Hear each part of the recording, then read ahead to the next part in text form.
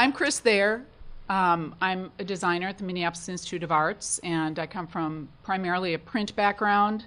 But a couple of years ago, my colleague and I, Diane, got into digital publishing, and that's what we're here to talk to you about. I'm Diane Richard, and I'm a writer and editor on staff, but I suppose now I can call myself a storyteller. And I have a background in reporting. I'm a trained reporter and do audio storytelling. And so what you're about to see includes a lot of my skills and the museum world. I'm Robert Weisberg. I work in the editorial department, which is the print publications department at the Metropolitan Museum of Art. And in the sprawling place that is the Met, a few different departments have looked into digital publishing and what it means. And what I'll be talking about is sort of one of our explorations at that, as we still figure out sort of what's in a very fluid definition and fluid landscape, what that all actually means. Kevin Park is a senior digital designer, wasn't able to be here, so I'll be handling sort of double duty on that, but not talking twice as long, hopefully. First, Diane and I will do a presentation, and then Robert will follow, and then if we've got time, we're open to Q&A. It might be interesting to know that neither Kris nor I come from we have a department called MAT, Media and Technology. We're actually in the design and editorial department, which sounds very print, but I think you're going to see that we're bridging the two worlds. So, digital publishing. Today, there have been many presentations already, a couple that I've attended that address a different kind of online publishing experience that's open source, sort of web-based. We are talking about the lean-back experience, the one that's the most related to reading a book. It's a longer form of narrative. You spend more time with it. You go deeper, and it's most often read on a tablet. We are going to use our own project called Verso as an example, which is tablet-based only. Well, that's not true. We have a web-based viewer as well, but we do not go on phone. And when you look at some of our content, you'll see why. We're going to be covering PDF, DPS, which is what our project is built in, fixed layout EPUB, and reflowable EPUB. So the Holy Grail, what we're all looking for in digital publishing, is a format that it's beautifully designed, easily created, and by easily it's both in terms of technical skills and cost, allows for rich interactivity and media, and those two things are different, and we'll talk about that, can be widely distributed, and will work on any device, anywhere, offline. So who knows of what that is? It doesn't exist. Doesn't really exist yet. We're all working towards it frantically, but it doesn't exist. So priorities to consider when you're thinking about whether to do your own digital publishing project. These are priorities to think about. How much control do you want or need over the appearance? What are your resources, basically? How much expertise do you have internally, and how much are you willing to outsource budget-wise? What kinds of interactivity do you want or need? Distribution and compatibility. And that's another way of talking about who's your audience. What type of devices are they viewing your content on? So control over design. We're going to consider all these priorities separately. PDF is perfect. It's a snapshot. DPS, also perfect. The two EPUB are good and very little. The more control you give over to your user, scalable type, different formats on screen sizes, the less control you have over what your page looks like. And in fact, the whole notion of a page is rather arbitrary. Ease and cost of production. I'm going to whip through these very quickly because we've got some show and tell, and that's really the juicy part. And we can go back to anything that you didn't understand. Yeah, exactly. PDF, easy. We can all make them. Push of a button. Fixed layout EPUB. Usually lightweight, meaning text-based, text-driven, not as much on the interactivity or visuals. DPS, tricky, And reflowable EPUB is one of the hardest of all. Cost and expertise. We're all familiar with the print workflow and the toolkit that's required. That's very comfortable for most people, most in-house departments. The digital publication toolkit is much larger. Not only do you deal with photography and text, but you've got media, games, interactivity, audio, and you've got an unlimited canvas, whereas you were limited by 4-page signatures in print, now you have you have an unlimited canvas. You are limited somewhat in some readers by how your download speeds, but it's almost unlimited. And expertise. This is really kind of the crux of, this is one of the most important questions to ask yourself when you're considering what type of digital publication is right for your organization or your in-house team. And it hinges on how much expertise you have or are willing to create in-house and how much you have in resources to hire out. Media versus interactivity. I used to think these were kind of the same thing. Media we're all familiar with, audio and video, slideshows. Interactivity is where your user, your reader, interacts in some way with the content. And this is where I think our project, there are disadvantages to doing DPS, which is what our project is built in, but there are also huge advantages. And one of the huge advantages is the interactivity. And it's amazing when you watch people interact with the content we've built that has interactivity. It leads to a level of understanding that's much deeper. People spend a longer period of time with your content. And you'll see some real-life examples of this. So PDF, there's some buttons you can put in, you can build in some videos, but there's very limited interactivity in PDF. Reflowable EPUB, again, there's a little bit more, but it's very dependent on the readers, and there's a million of them out there. Fixed layout EPUB, again, a little bit more, and the most in DPS. The elephant in the room we're not even talking about is responsive web, and that's out there, we know that. It's not a lean-back publication for the most part. It's most of the responsive material is being done for websites. It's a very different kind of getting information. There really isn't sort of long-form narrative publication being done yet for tablets in responsive design, but we're very much looking at that. Device compatibility.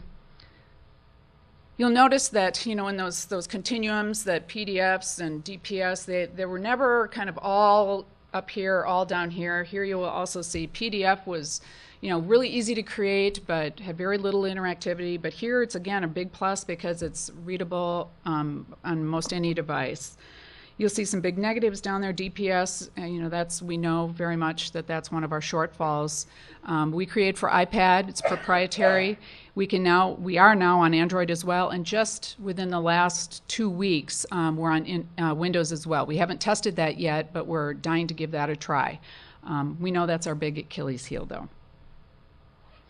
Our experience. Verso is, there's a lot of talk about art catalogs in some of the other sessions. Verso is not an art catalog. It's an art magazine. We have a series of short or longer articles, distinct articles about objects in our collection, exhibitions, or behind-the-scenes life at the museum. And art catalogs is a very different kind of storytelling. Our stories are shorter. They use a lot of media, and Diane, I'm lucky because Diane is a journalist and an audio producer, so we make use of her research skills and interview skills. We do a lot of behind-the-scenes pieces where we sort of uncrate the museum. We expose not only stories about the art, but stories about the staff. So we've got 9 issues published so far. We have about 12,000 unique users. We're in 70 different countries. 80% of our users are in the United States, another 10% from China, and another 10% from the other 68 countries. One of the things we've had to contend with is since DPS has been released, there have been 20 different versions of it. Some of the upgrades have been minor, some of them have been quite major. All of them include improvements, but this requires constant vigilance to keep abreast of all the tools, and every time Adobe does something, Apple has to react and vice versa. So there are often periods of panic. All of a sudden, why have all my issues disappeared? And I've got to call my Adobe consultant on the phone. We do have a web viewer for people who do not have a tablet of any kind.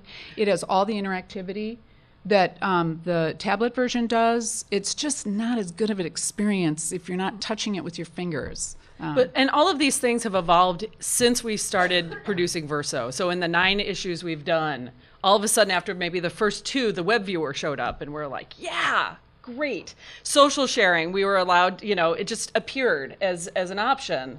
And so we had these dreams and wishes, and they would just, evolve into the new format, which we're really happy about. For instance, we had people asking us, we're not going to invest in the, Apple model. We don't want iPads. Can't you get it on Android? And Kris and I are a team of 2. I mean, we have visual resources people who help us, but we could not see doing a second iteration of whatever issue we were doing just to accommodate the Android users. And so we kept saying, someday these technologies will link, and they did. And so now we're compatible with Android.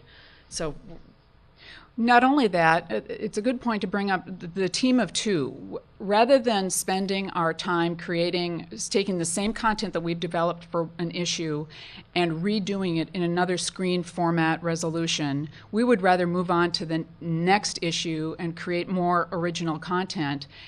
And eventually the technology caught up, and we're on Android, we're on Windows. So we're primarily interested in content creation, and luckily, the platforms are quickly catching up.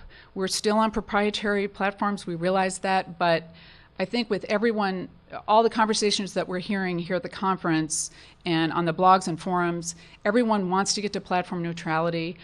I feel like we're in good hands with the software engineers. It's going to happen. So we are very happy to continue making content and waiting for the software engineers to catch up.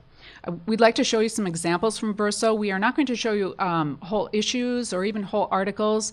We really want to focus in on some of the interactive elements that bring the content to life in a way that none of the other digital publishing platforms can do in the same way that this can. And I'll just stop you quickly and hold up. This is the library site at the App Store for Verso. So these are all the issues you can get. It's free download. You just type in Verso. There's some religious publications that pop up. We're not that.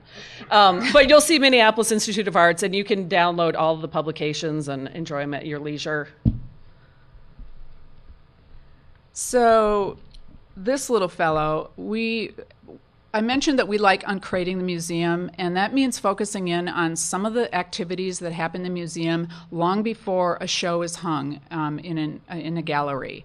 And that includes work that conservators are doing, framers, box makers, art couriers, really focusing on the people and the stories that generally are not put into, for example, I wrote or designed the Arts member magazine, and that had primarily curatorial-driven stories.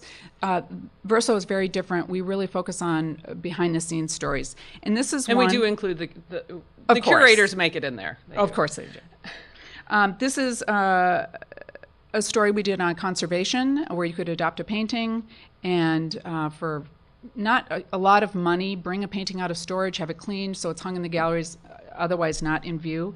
And this is kind of a technique that's very simple to do. It's like, this is the before and after conservation and after conservation. It's sort of a technique that mimics sort of the lifting away of the years of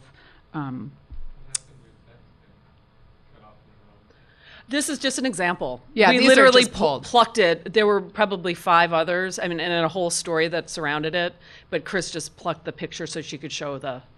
What would the text be? Was scroll or something? Oh no!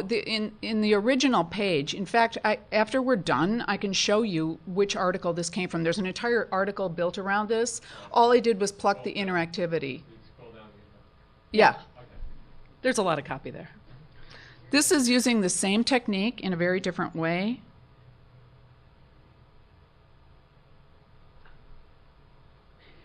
.360 views. Very easy to create. And this, for a mask that would be in a vitrine, this isn't as important, but there are objects that are in vitrines that are against the wall. You would never see the back or even the sides of some of these objects. So this gives you access that you wouldn't even get necessarily if you're in the gallery, right in front of the object. This is a use of video that's very subtle that we use occasionally, just a very quick little few-second loop that plays in the background. This just a delightful little Surprise. Yeah, it's a surprise. Our African galleries were just reinstalled, and we wanted to represent that in Verso in a way that felt like you were there. And Kris worked with our visual resources department, who are terrific, to create this pano. So it's almost as if you're standing in the center of the gallery. And it's actually pinch and zoomable too. So if you never step foot in the Minneapolis Institute of Arts, you have a sense of what we're trying to do. But we hope you do step foot in it. You can talk about this one. This is one of your favorites. So we recently had an exhibition from the Baltimore Museum of Art of the Cohen sisters' collection of Matisse paintings. And Kris and I walked through the preview with the curator, and on the wall were 10 pictures that Matisse took in the process of creating this single canvas. So he did at least 10 iterations, probably more, but took black and white photographs of each of the iterations, and he sent it to the Cohen sister. He wanted to buy the painting. And they were very nice on the wall, but you kind of had to step back and look at each one of them. And I thought, wouldn't it be cool if we could layer them? And so the user of Verso could discover this on his or her own. So Kris is demonstrating with a sweep of a finger. You can really see how his entire approach to this form and background shifted. What you're not seeing is that as part of the exhibition, the great grandniece of the Cohen sisters came to give a talk, and I grabbed her and threw her in the sound booth and said, and she's an art historian herself and a very interesting woman, and I asked her to narrate what were some of the things that we were seeing shift, and she did really an audio blurb. I think we included 4 of them so that you could isolate, this weird chair in the background and how it had initially really had 3-dimensional substance, and then he flattened it, and then it became this strange heart figure or whatever. And she helped, really do a guided viewing experience, and you got to hear her, her words in your head. And the cool thing is I've got 3 teenage children, and they played with this. They went, how fast can we make it go? And just we're goofing around with it. But then after a while, 2 of them were sitting together, the heads together, talking about, oh my gosh, look at what happens to the head. It leans over. I wonder, look, all of a sudden her eyebrows are there. They're inside Matisse's head, which is exactly what we want with some of these interactives. Yes, we want them to be delightful and surprising, but more often, we're really hoping that it leads to a level of understanding of the content and an insight to the artist's process that just wouldn't be possible with a static presentation. This is one of our favorite objects. It's Go called a ahead. boli, and it comes from Mali. And we recently accessioned it into the collection. And it is about the size of a sheepdog, and it is made of organic material. And that is what you know about it. It is sitting in a glass vitrine right now in our galleries. Well, it's cool, but what the hell is it? So I asked the curator, what the hell is it? And he said, well, it's really significant. It's a ritual object. dates to the 1950s, and we had to authenticate it before we brought it into the galleries to make sure, because there's some phony Bolis on the world. I mean, I don't know who's pulling those off, but he said the thing that you have to know about a Boli is what's inside. Well, how would you ever know what the hell is inside? So Kris created a scratch off to reveal the cotton doll that's inside that helped authenticate this object. Not only authenticate it, it really reveals what the purpose of this object is. It signifies the ancestors, and there are small boli that are personal, then there are slightly larger ones that are for a family, and then the sheepdog-sized one that are for an entire village, and they represent the ancestors. So we were very excited about being able to show that, and we worked with there's a radiologist who's in Belgium, and we asked him to share some of his videos he made in the process of authenticating it, and we were able to include this one that shows the is it hemoglobin is showing up red. I think the oxygen. It is so people in their religious practices put blood and semen and other matter on top, and the thing actually grows over, the many years that it's being used. So you can see that hard line is the original construction, and then all the green that kind of rises above it is stuff that's accrued on top. And we just thought, this is one of, I think, 4 videos that we included in this article that just really helped explain what this object was in ways that the gallery just wasn't doing. We don't do much in the way of games, but and this really isn't a game, but there is no better word for this. We, like many museums, do an Art in Bloom event where floral designers are invited into the museum. They select a work from the collection and they interpret it in a flower arrangement. It's highly popular. We had almost 40,000 people come through the museum in one weekend alone. And this is documented. So this is a game. There are various, you can go back and forth, and these are floral arrangements, and you try to match it to an artwork. Oops, and wrong, wrong, wrong. Yes. And so you think, okay, this is a silly game, but in order to be successful at this game, you have to look at both the flower arrangement and the works of art on the right-hand side. So you're looking at gesture, texture, shape, color. So you're really spending a little bit more time with these art objects than you ordinarily would. You'd be flipping past these ordinarily. This is an example of an audio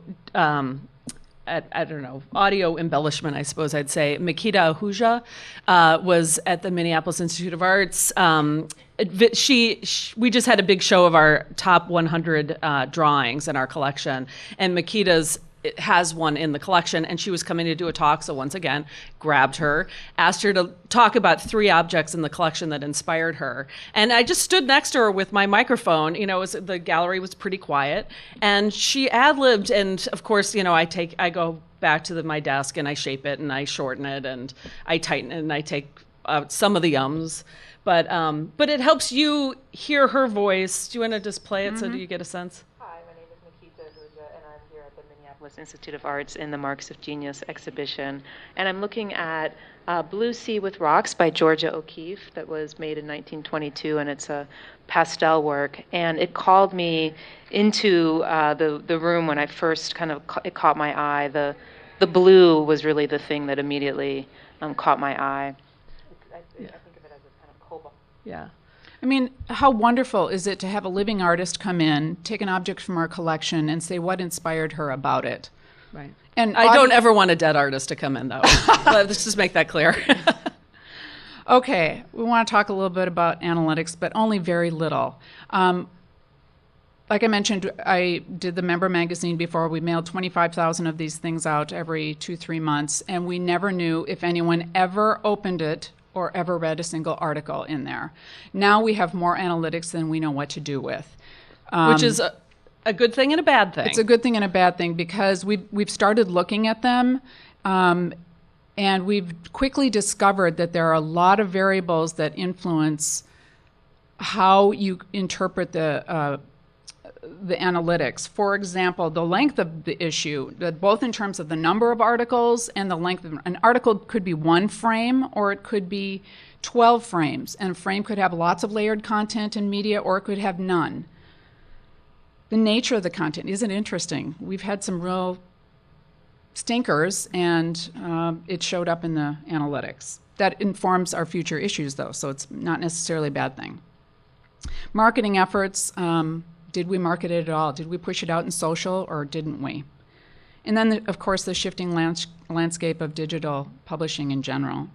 So I'm going to give you an example. This is the DPS dashboard. The DPS is Adobe Digital Publishing Suite, in case you didn't know. That's we use primarily 2 sources for our analytics, App Annie, which has a very clean, user-friendly dashboard, and then the DPS dashboard. And despite it looking really colorful and tidy, it's really the Wild West. So, but this is a pretty clear example. What you see here, what's in orange there is an article called What's New, and it did an article on our top 25 accessions for 2014.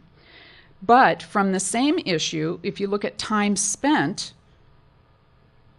What's New, despite being only 9% of the content views, is the total time spent in the number 1 slot. So what does that mean? We were looking at this thinking, well, fewer readers, but more time spent. So, but of course we want more readers, more time spent. But they're actually both a really good thing. But it doesn't make your analytics crystal clear at all. So, but what we have learned from analytics, we've increased our frequency. We used to do a quarterly of 10 to 12 articles, huge download times, lots. It would take about an hour. If you actually consumed all the content, it would take about an hour. And it about killed us to produce. And it about killed us. So we talked to a lot of people, used their experience. We did surveys. We looked at our analytics, and we've now gone to a bi-monthly. So it's every other month, and instead of 10 to 12 articles, it's 4 to 5. And our download times are, so we've reduced the number of articles per issue, and we've reduced our download time. That was one thing they said, never, never, never go over 100 megs. So we did make that mistake in the beginning. We now almost never make that mistake. So this is fun for us. We're very familiar with the print workflow. The digital workflow is something altogether different. Print workflow, we're all very familiar with. We get our text, usually in a Word doc from an editor. We have our pagination sometimes handed to us. Usually, it was always handed to me. The photography has already been requested. The images are already identified what's going to go in. It's my job just to make it fit. And then there's some proofing, and then it gets published, and then 4 weeks later it ends up in your mailbox. The digital workflow for Verso looks like this. This is not a recommendation. This is not the only way to do it. It's not a recommended way to do it, but this is the way we do it. We do not repurpose any content from any other source. Everything that is developed for Verso is developed for Verso digital from the get-go. That's not actually true. What? We do, I mean, I'd say 80% of what we create for Verso is scratch kitchen. We start from scratch. 20%, we will take, someone else's work. I'll pull labels from an exhibition and I'll reshape it and retailor it. It's not 100% fresh, but it's... I'll give her that. But we only include articles that deserve to be in this medium, that have some level of interactivity, or why run them at all? So that's and we challenge each other, what's a better way to tell this story? And we will do whatever we can to do that. So a lot of our conversations during this workflow are, well, in the first place, we are not handed an article list. We run around the museum and talk to people, and we now have collaborators in other departments that we didn't even know existed because of this project. So we run around, we figure out some interesting stories. We'll start out with a big, long list, and then we'll do some initial interviews, figure out what kind of interactivity, what kind of media, what kind of assets either need to be found or created. Was that 35 already? 30. Oh, okay, I've got 5 minutes. Ooh. And then, so that's why this looks so messy, is we are constantly iterating and changing our article list and our asset list as we move. Mistakes were made. Bet you were waiting for this, and there are a lot of them. This probably should be a longer slide. Workflow. Now you can see we're owning up to that is our workflow. It's probably not the best workflow. It's working for us right now. We realize it should be much more linear, and we don't know how it would marry up with a print workflow. For example, if we were publishing in the print world and digital. Right now we're only digital. Marketing plan. Oh, yeah. We don't have a good marketing plan. Enough said. This is another biggie. Douglas Hegley is in charge of our media and technology group, and we are talking very actively with him and his staff. We very much want to share our content. We very much want to pull it apart, ingest it into our new CMS, which is coming online in the next year or so, to make our content taggable, findable, searchable, downloadable, so that it can be pushed out in other channels. We really like this project, and some people are excellent champions, but because it's done in an echo chamber between the two of us with a little bit of support for sure and buy-in from the top, we don't have a whole army of people who are helping support this. They love it when it wins awards. They let us have latitude, but it's really the product of two people. So is it worth it? New cross-departmental collaborative workflow. We've got new skills that we didn't have 2 years ago. So a lot of the content that we produce is sometimes closer to interpretive gallery content, and a lot of these things that are interactive pieces, we wish were in the galleries. That is one of our goals, is to really get closer to our learning and innovation, which is basically our education department, to get some of our interactives into the galleries. Lots and lots of new original content. We can't wait to share it with other departments and other museums. Skill and content that is fully transferable to other projects. So digital publishing is on the move. DPS, who knows where we will be in 1 year, 2 years, 3 years, but we're ready to go when digital publishing does. So a lot of nice things people have been saying about us.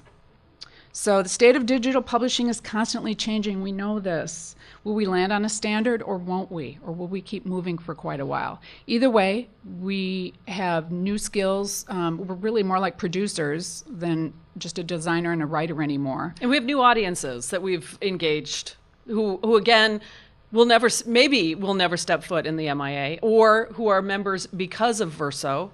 And that's really exciting. We also have an offer to go to Borneo. Somebody said, anytime you're in Borneo, we love your publication. You got to drop by. So questions we probably should have asked ourselves before we started Verso, but I'll offer them up for you. Do you need a digital publication at all? And what kind is the right fit for your organization? Where are your readers? What device do they use? What stores do they frequent? And what kind of content is valuable and interesting that could be delivered in digital format, or that couldn't just as well be delivered in something else? And what other channels you're currently using? And how does it fit into your content strategy? This is something we're still working on at the MIA. Thanks. Thank you.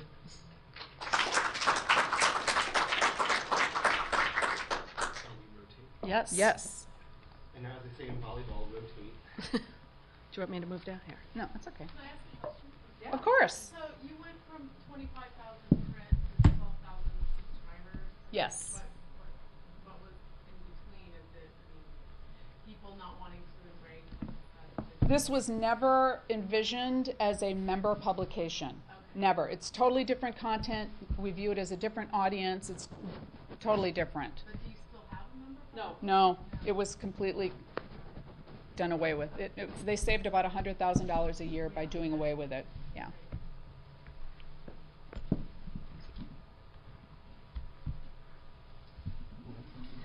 it working? Not yet.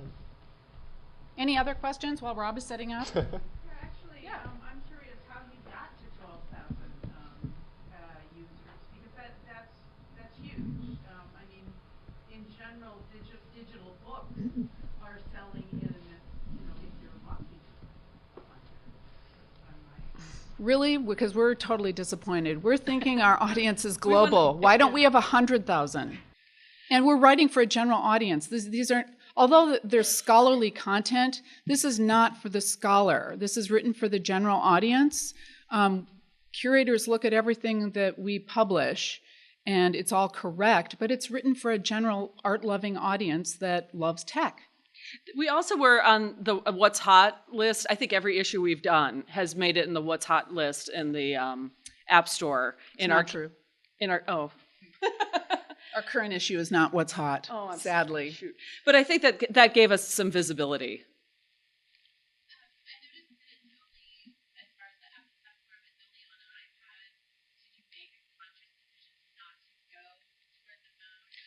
Great question. The iPhone 6 had not been born yet.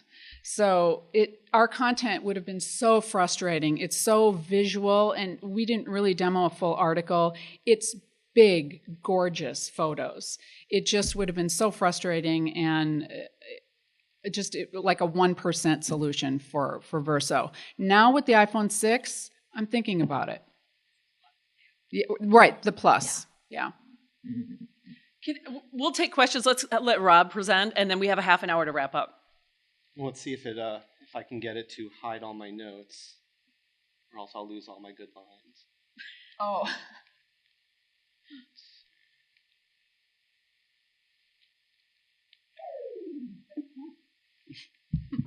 I know how it feels. It's like a robot. There you are. No, I'm just it's not letting me have control. Well, there was one more Go question ahead. out there. Yeah, question was, do you have complete editorial control over what you publish, or is there a review? Seriously, we do have complete editorial control. We share it with the people who should know and need to know, and K-Win is our greatest champion. She's our director and president. She's the one-stop shop. She's like, I love it, go. And we do our due diligence, because we don't want to publish this and find out that are chock full of errors. So we run around and make sure curators look at it. Every art credit, every statement is accurate. But we're the ones who are dictating the content, which is really fun.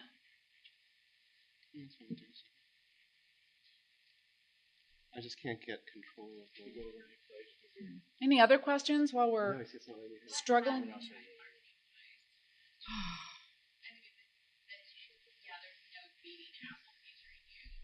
Yeah. And, in the beginning, when we were featured on the Apple Store and in the What's Hot category, we thought, well, this is great. This is really giving us a nice bump for our downloads. So I went on all the blogs. How do you get featured on What's Hot? What's the algorithm? Well, it's very mysterious. They don't tell you how or why you get featured on What's Hot. So we just continue doing what we're doing, hope for the best. There really is no marketing plan. We do a little social. Are you up and running now? I'm up and running. Okay. Oh, okay. We'll do Q&A later. Thank you, everyone. And here's Rob. And I'm the department technologist. So I just want to ask, how many people were in the Agent of Change panel earlier? So between this terrific presentation on a beautiful general arts digital magazine and hearing about everything in the Agents of Change, I'm going to try very hard not to be a buzzkill. And I'm not even going to try to say, that this is the bad news. Let's just say that maybe there's a rogue way of doing it, and there's the trying to be the good institutional peon way of doing it. But the fact is, MCN wouldn't be MCN if we let obstacles get in our way. It's all about figuring out how to get around problems. When I agreed to be on this panel back in the spring, We had a project that we were hoping, in DPS, that we were hoping would be a little farther along. It's moving sort of slowly, so I'm going to talk more about the journey than about the technology. So building an institutional case, or when maybe you can't, it's not necessarily better to apologize than to ask permission. About a year ago, a vendor came to me knowing I worked on the print guide to the Metropolitan Museum of Art, which we reprinted recently after about 15 years of the previous version, and wanted to do something digital with the guide. And I said, well, you know, we're still thinking about it. We're not really sure. And he said, okay, well, how about this? Let me into the museum before hours. We'll go around. I'll go with my digital camera. I'll shoot about 100 images of one after another. We'll go back to your office. I've got this platform. We'll put a guide together. We'll do this whole prototype, and we'll produce it, and we'll show it off to all the senior staff. And I said, that's great. They'll kill me. And he said, no. He says, no, really, they'll kill me. And what I actually want to do is go back a year in time and say to my year ago self, they won't necessarily kill you, but they won't necessarily be happy with it, because there are certain channels that you actually can go through, people who do want to hear about what various options are, but certain organizational cultures maybe rogue won't get you all of the allies that you need. Sri Srinivasan, who is the chief digital officer at the Met, he's been there for about a year, actually gave a talk earlier this, I think last week, at an all-staff event, and what he said was, well, instead of rogue project, why don't you think of it as a pilot project? Of course, anyone who I would want to present it to as a pilot project was there and heard that it's a rogue project anyway, but nevertheless, it shows a willingness to sort of work within the system. So I'll attempt to use the word pilot from this point forward. Sri has also said many times at the Met that as chief digital officer, he's really chief listening officer. My role within the editorial department has often been between production and the editors, which is sort of the original adversarial relationship in print publishing. So I like to think of myself as sort of a mediation officer, maybe not chief, maybe a deputy mediation officer with chief mediation officer unfilled. So organizationally, there are reasons why a rogue approach may give you more problems than you'd bargained for. This is a fairly long list, and so what I'd rather do is call out two of them in particular that kind of surprised me as I spoke to more people in the building, and one of those was concern over confusing audiences with too many kinds of content. This was a concern that there are so many platforms out there, many of them are evolving, even though Adobe has one of the long-standing names in the business. There was a concern that trying a lot of different pilots and then launching all of them might make your audiences feel that they weren't sure what they were looking for, especially if there's sort of overlapping features in a few different versions. Digital publishing people and print publishing people were both concerned about audiences being overwhelmed with too much choice. There was also the concern over distracting the curators. And we like to think that we go to the curators and we give them lots of new options, and isn't this going to be great? You can do all of this stuff. And usually they'll say, yeah, I'd love to do all of it. And then you realize that their deadline for turning in text for the book is now 2 months past. And they said, oh, but I'm working on this other stuff that you asked me to do. I'm now involved in the workflow for the labels that get on the walls at the Met. And one of the first things I was told was from the editors who are in charge of receiving label copy is that the curators are always, who are working on an exhibition, say, I can't possibly get you label copy. I'm still working on the exhibition catalog. So rather, and again, coming out of the Agent of Change panel, rather than getting angry and saying, you lazy academics, can't you get in everything on time, understand that you've now given curators lots of different content requirements and work with them on those. And it is, in fact, okay to admit that you're scared of new publishing formats. So now to talk about the journey that we started on about a year ago. We had an opportunity, me and a colleague in the digital media department, to work in a new publication format. And a particular vendor was interested in working with us, but what we were basically looking at was, in publishing terms, the enhanced ebook, which has been kicking around in one form or another for about 20 years, especially in children's books and in cookbooks. And if you've ever been to a trade show where a vendor says, oh, I have a great new enhanced ebook format, and then you say, that's great, as long as it's not a cookbook or a children's book. And then they show it to you and it's a cookbook or a children's book.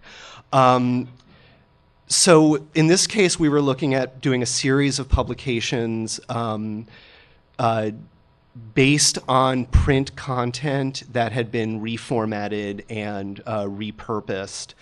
And it sounded like a good idea, but the question was, how were we going to push it? My colleague said, well, why don't you just take charge of it and get something done and put it together? And I said, well, why don't you take charge of it and get something done and put it together? And then we decided we would work on it together and see what happened. I mentioned a few of the issues with enhanced ebooks. There's been enough negativity about enhanced ebooks, especially in the art field, especially in illustration-heavy material, that you can't rely on, especially people in publishing, getting wowed by just the term enhanced ebook. The business model is spotty.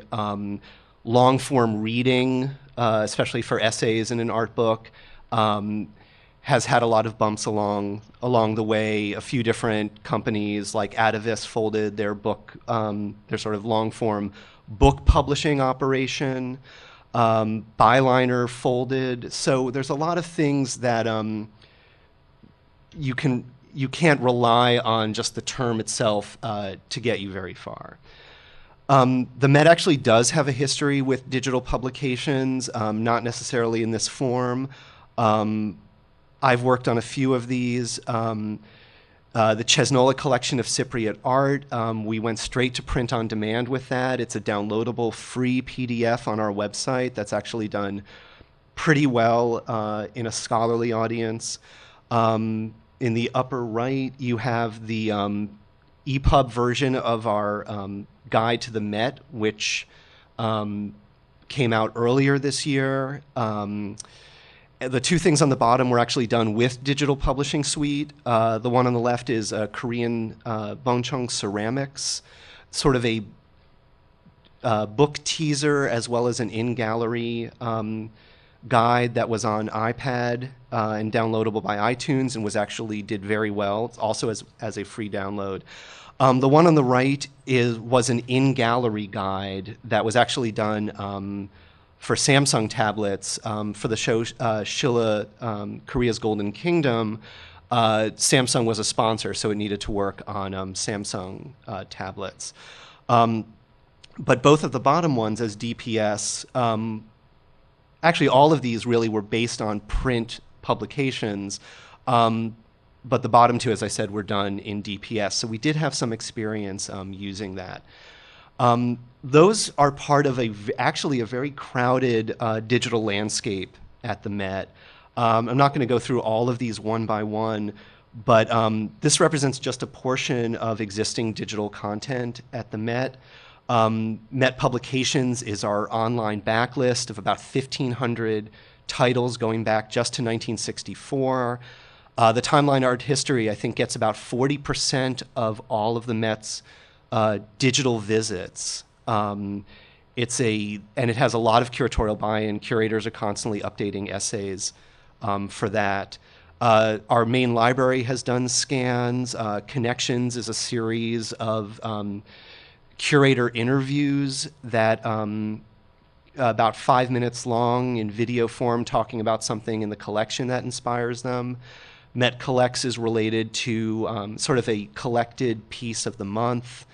The collection online launched just recently. One Met Many Worlds launched this year, and that's actually based on content from the guide, but with some added social features.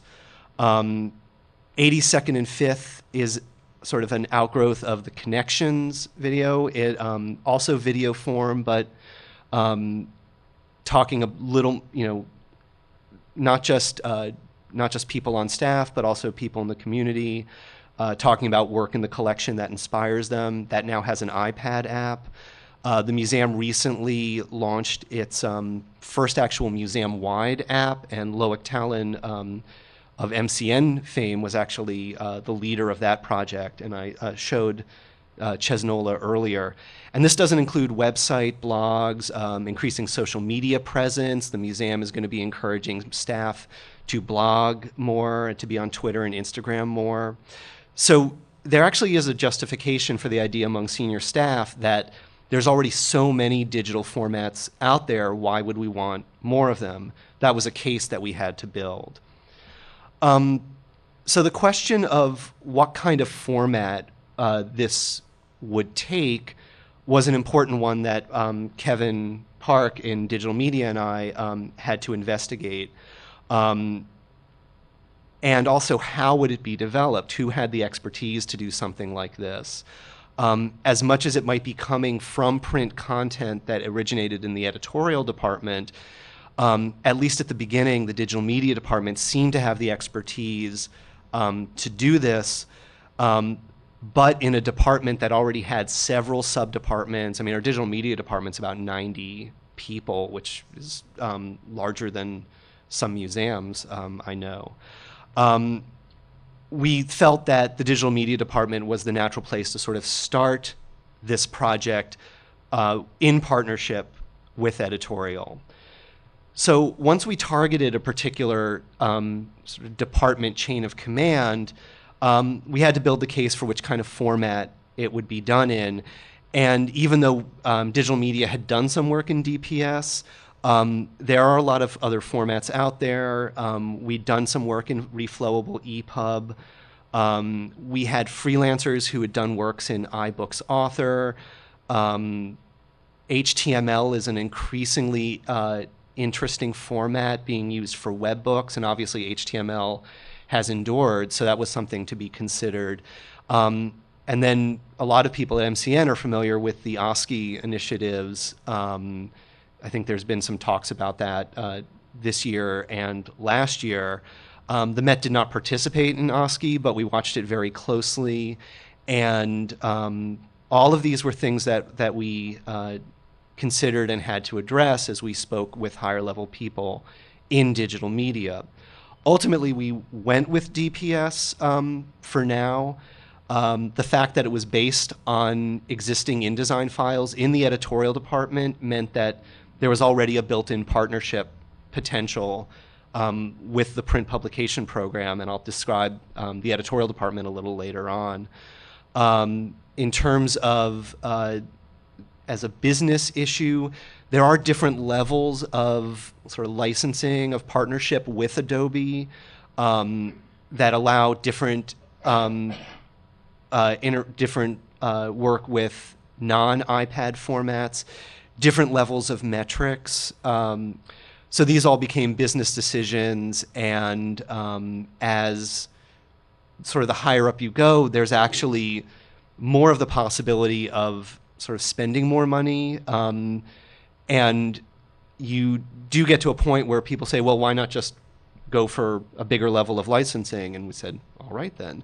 DPS also does have some high-profile clients in Condé Nast and Martha Stewart Omni Media, and even though they've had some issues with it, the fact that there are some prestigious publications that Met's senior staff might be familiar with, also made it sort of an easier selling job. I won't go through this in too much detail other than to say that we did have to map out what possible workflows we might have so that people in digital media would understand how this material would flow from print into digital, what the possible paths were. So you can't really make all of these decisions ahead of time and present this is how the workflow is going to be. You have to anticipate discussion about what the possibilities are. Different senior staff may have heard about different workflows, and you want to sort of know about what's out there. Ultimately, we went with the top one, working with the InDesign file, which we knew would require some new design steps, but at the same time, seemed to involve the least amount of fresh design. So at that point, we sort of had won over senior staff in digital media. We had the idea. And now the question was, why do it? There was some reluctance to move into brand new publishing paths just for the sake of it. We tried to avoid bringing this to a curatorial department. You never know exactly how the curators are going to respond to it. And the curators might hate it, which was bad, and they might really, really, really, really love it and go to a trustee and raise a lot of money and say, okay, let's do it, without actually asking anyone if they could go ahead and do that. And that's also bad in its own way. So what we decided was to look to stakeholders on the business side of the institution. Adobe had been pushing DPS as a potential marketing tool in addition to a publication tool. And so we decided to take a look at options outside of curatorial. And one of the ones we came up with was the Met's membership department. The Met has about 151,000 members, occupying a variety of levels of membership that's constantly being examined. Like a lot of museums, membership is often flat or in decline. Revenue is often a concern, especially if there's public funding involved. New York City is enacting an ID card that might allow people to get membership to institutions. So a lot of institutions in New York are wondering, will that have a good effect on our membership or a bad effect on our membership? While everyone wants to be a good, every institution wants to be a good civic citizen, cultural citizen. La Placa Cohen is a cultural consultancy that does a culture track study. They've done it, I think, the last few years, and they've looked very carefully at what membership means to different generations. And affinity and value matter a great deal, especially to new audiences. So we felt that membership had a reason to want to look into new ways of reaching the public. And one of the ways they do that is with the quarterly bulletin of the Metropolitan Museum of Art. It's been coming out since about 1907, though in its present quarterly form is about since, I think, the 40s. It's anywhere from 48 to 88 pages, mostly 48. Every 2 years, we do a recent acquisitions issue that runs about 88 pages long. Sometimes it'll act as a small exhibition catalog. And these are 4 issues that we've done in the last couple of years. And interestingly, the Vanities issue, I think, was the one that got a huge response among our members, which actually either says a lot about our members or says a lot about dressing tables, things that none of us knew about. When approaching our membership department, we gauge their interest in different levels of analytics. And when you work with Adobe at different levels, you get potentially very advanced sort of mix and match analytics.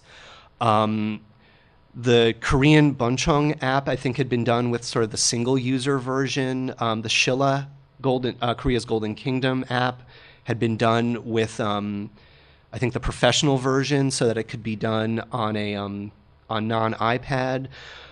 But when talking with membership, we felt that the longer, the sort of top level of DPS, that was sort of an enterprise edition, would really work best for the institution and work best for the membership department, despite the fact that the cost, it was pretty expensive and required a contract that we had a feeling wouldn't go over, that needed some discussion with people in the building. This is just an example of it, but I think when you show graphs, funnels, and pies to people, they say, okay, well, that means advanced analytics to us. So membership, actually beyond what we'd expected, our membership department was enthusiastic about looking for new ways to add value to memberships and even potentially reach new members with the idea of a digital version of the bulletin. So we had digital media on board, we had membership on board, but clearly, since this was going to be coming from material that had started in print, we needed the editorial department, my department, on board. We needed the publisher of the print department being willing to devote resources and building new skill sets, because what we didn't want to do is say, hi, here's a new thing, it's going to cost this additional staff money and staff time. So what we had to figure out was how to do more with, in this case, the same. Just a quick word about the print department at the Met. The modern print program began in 1964. We've consistently done about 25 to 30 publications a year. Exhibition catalogs, collection catalogs, our quarterly bulletin, we do a scholarly journal. We've done a conservation journal every couple of years. We think everyone's going to be the last one, but it sort of keeps coming back. We have a full-time staff of about 25, but a large body of freelancers who work with us as well. All of our design work is done by freelancers out of house. And the institution has remained dedicated to the print program, which has obviously been good news for all of us in print. Even with downturns and even with the supposed death of print publishing, the curators and the highest levels of the museum have always been consistent supporters of print. And the last point there is our publisher, Mark Palazzati, has spoken a few times at panels about digital publishing. And to his credit, he said, just because it's digital doesn't mean you abandon what makes a print publication work. And not necessarily the same aesthetics, but the same quality of aesthetics. It should be beautiful, it should be useful, and it should have a context. So these are things that, again, that we knew that we couldn't just propose a new format just for the heck of it. It had to fit into the standards of the institution. So what was in it for the print department? We were able to not necessarily say, well, not necessarily tag some content as print and some content as digital, but maybe allow content which the curators had been pushing to work on the print side. If you think of scientific images, they can be a little bit deadly in a book layout to have X-ray after X-ray. But if you look at some of the OSCE stuff that, especially the Art Institute of Chicago has done, they've done really beautiful things with different views of the same work of art. Even in editorial, we had the possibility of gaining analytics. In a print department, analytics are usually, did people buy the book? And that's usually it for analytics. Print is doing better with tracking how sales go. But this was something that allowed editorial to grow in some new ways. It allowed us to target an institutional need, maybe allowed us to reach out to different audiences, and allowed us to gain practice at working in multiple formats at once. It's very easy to say, oh, the print product is finished, give it to the digital media department and see what they do with it. And we're hoping to grow beyond that. Well, I'm hoping to grow beyond that. So again, as we did with digital media, we sort of spec'd out what simultaneous production of print and digital might look like. And there's a lot of assets to worry about, a lot of potential workflows to worry about, and what might seem like very different kinds of workflows actually have a lot of analogs between digital and print. In digital, they call it iterations, and in print, they call it proofs. If you've ever gotten into 11th pages on a print publication, those are iterations. And to me, it's analogous to the digital workflow. We also spec'd out what the time frames might be. Obviously, the sort of end development of it, you need to wait until the print publication is completely finished. But nevertheless, you can get started. The earlier you get started, the better, especially when you need to get curators thinking about what might go in a print version, what might go in a digital version. And interestingly, at the end, when you upload things to iTunes, when you upload things to the Google Store, the idea of a print date gets a little bit fungible. So whole questions about, well, do you want the print version available first? Do you want the digital version available first? It led to some very interesting discussions. And we have a schedule for fine-tuning this over a couple of bulletins, and I'll mention that. So this does actually need to be tested in the real world. And as hard as it is to get curators thinking about different formats, these are generally institutional issues and not just an issue of different kinds of publishing. Since, as I said, the curators are working on the labels, they're working on loans, they're working with the registrar's office, they're working on exhibition design. One of the really interesting questions that I did not anticipate was, even after editorial had basically signed on, whose budget is the money going to come from? Not just is there money, because I think we all know that there's not money until there is money for something, but which department would be responsible for it? If it's a budget that's allocated from a particular fund, how does that get allocated to some kind of brand new thing? And then who decides on the content and the features? If you're targeting the digital version to membership, does membership get to decide on what the new features might be?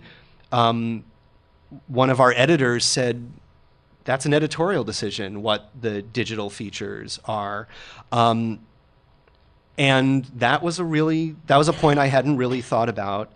And it's also important to remember that while the bulletin goes to members, it's worked on by editorial, it's very much an institutional publication. It's about the Met. The differing relationships between the bulletin and the members is a smaller picture in light of the fact that it's an institutional publication. So we actually had to negotiate these different ideas about who owns it, even as we were targeting specific audiences with specific reasons for specific digital features. So with everyone sort of calm and satisfied and ready to move forward, then the big question came, are members really interested in this? And that's where we enlisted the help of our relatively new research department at the Met.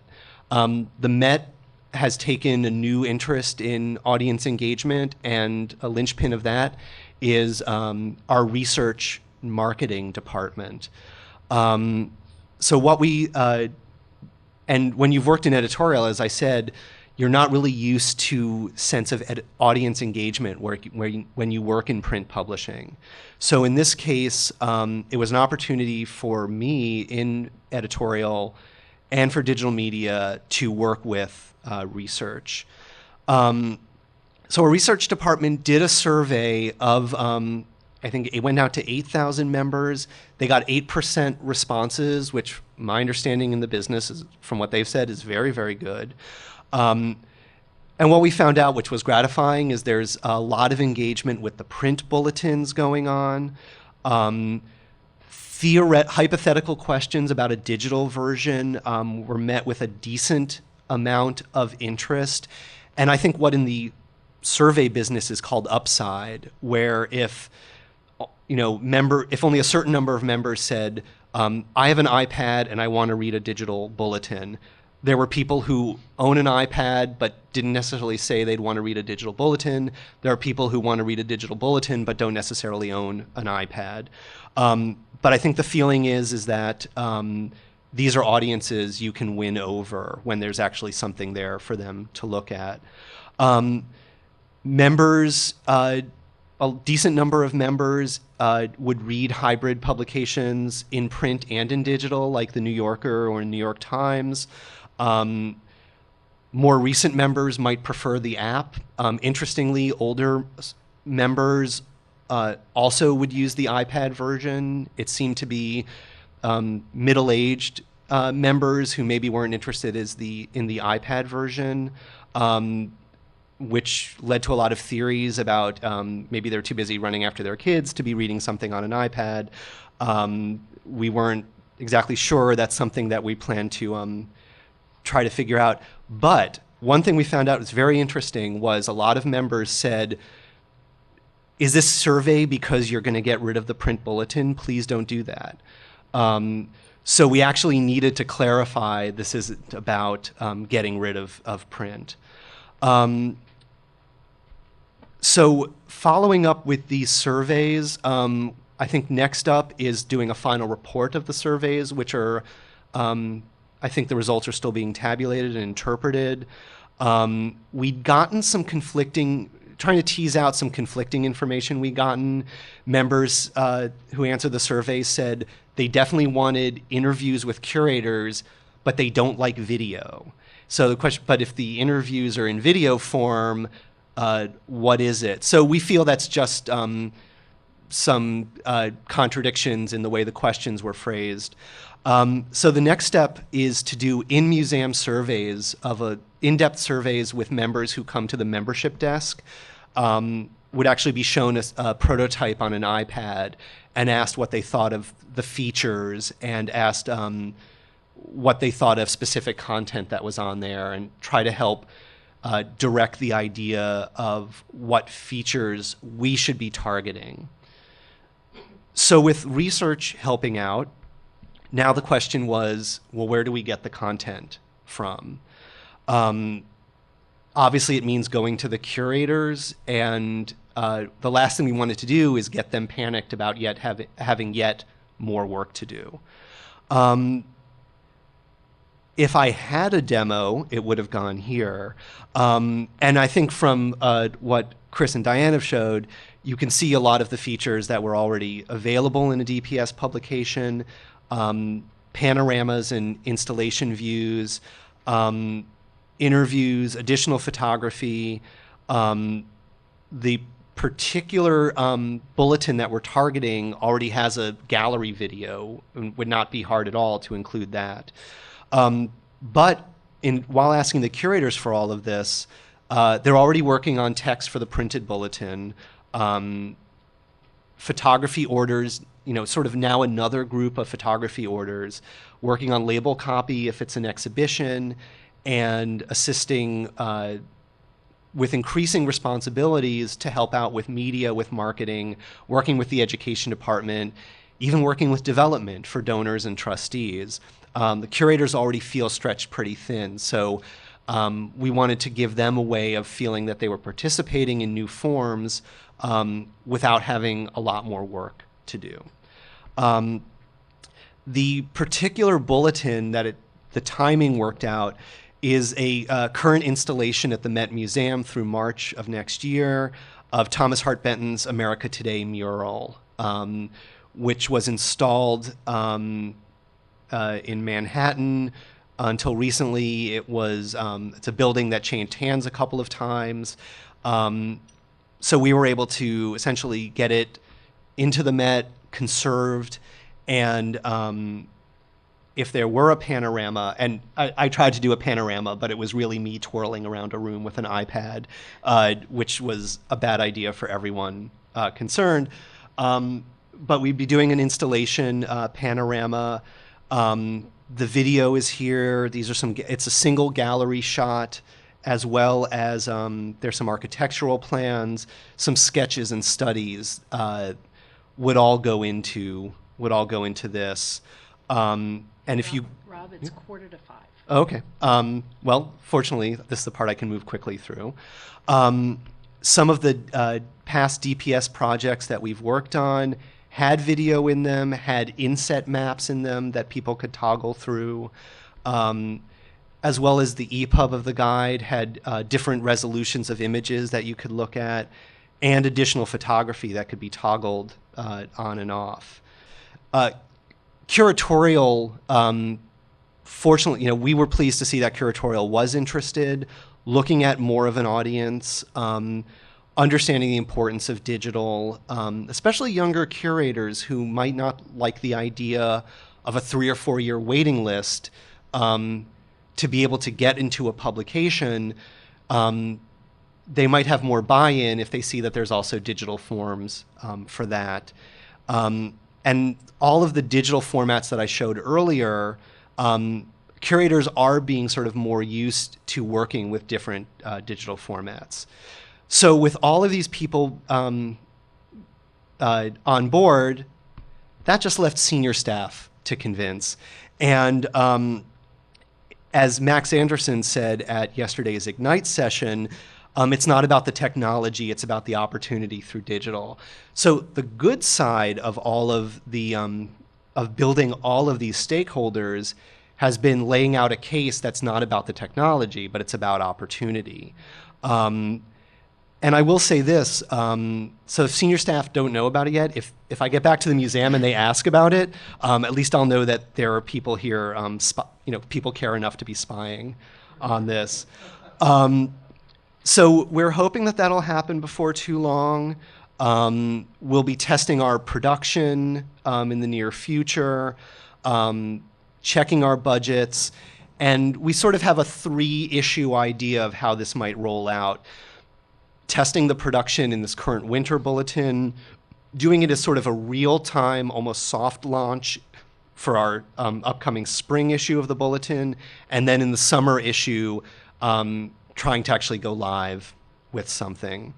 There's a lot of future possibilities, targeting members, looking at other technologies, even doing some in-house development, perhaps in HTML. But what we've tried to establish here is that there are ways of tying the print product into sort of the larger digital life of the institution. And the visitor experience of the museum is increasingly a digital visitor experience. So we feel that this will tie print more into visitor experience. The lessons learned have not been, it's so damn slow to work in a large institution. The lessons have been that your colleagues have a lot of concerns, and everyone shares in the mission of the institution. You want to meet them at the level of these concerns and address them. And you can look in a lot of places within the building for sponsors and for partners, especially in a large institution. In a smaller institution, it's probably partnerships that you may already have with your community or with other institutions. And I know it's an old story about challenges and opportunities, but what we basically tried to do was look at every negative and turn it into a possibility. The lack of a model meant there was a blank slate. The fact that too many platforms meant that we could reach for platforms that might be more familiar. And the fact that the ground is constantly changing in digital publishing, new models such as rental and subscription now have interest that they might not have had when this all started. For something that's a series like the Bulletin, the idea that subscription models are being tested gives us more data out there to look at. And so these are all lessons that are learned, whatever format we'll end up doing. And that's why we're going to go rogue, or as I like to say now, pilot. And this is my information. If anyone wants to hear how it goes, stay tuned. And I'm hoping not to be killed by anybody in the institution. So thank you.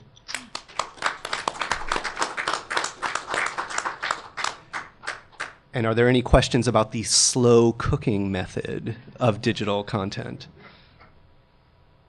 Kimon? I wonder if you guys have been following what's happening in the magazine industry with trying to turn print publications into digital publications, because my wife is at Money Magazine, and they went through the whole process of trying to turn the magazine into iPads, and then the iPad apps were never selling.